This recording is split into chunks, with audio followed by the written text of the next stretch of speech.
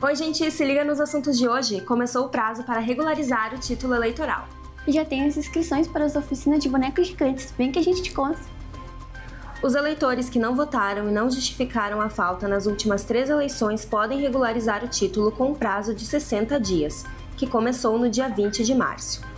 É possível realizar a regularização a partir do site do Tribunal Superior Eleitoral, que você confere no QR Code. Outra opção é fazer o pagamento da multa pelo aplicativo e-Título, através de Pix ou por boleto do Banco do Brasil.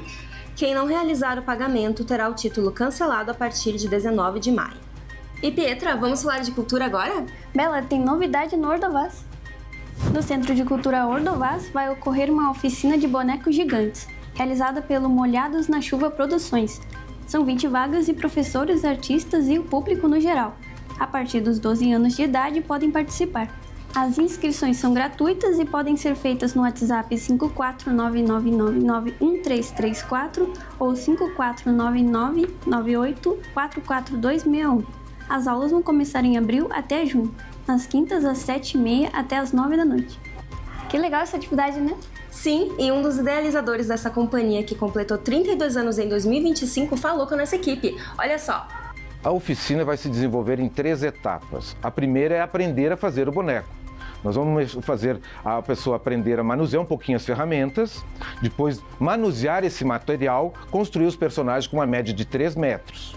São 2 locais distintos, um é no São Caetano, no contraturno escolar, e a outra é aberta na Ordovás. Então, aí abrange toda a comunidade em geral, os interessados.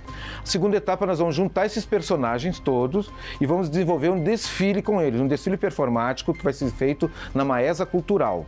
Então, é uma atividade que já vai ter um contato direto também com o público. E após, para ter um pouco do valor desenvolvido desse trabalho, nós vamos fazer a exposição desse material produzido no Centro de Cultura Ordovás. Então, é a oficina, após vem o desfile performático com esse material e depois a gente expõe esse material. É de abril a junho, por volta de junho a gente espera terminar, que são 8 aulas para desenvolver o personagem. E aí o desfile no domingo, esperamos que o tempo esteja bom, né? Porque Caxias tem disso, né? Então, por volta de junho, primeira, segunda semana de junho, desfile e logo em seguida essa exposição.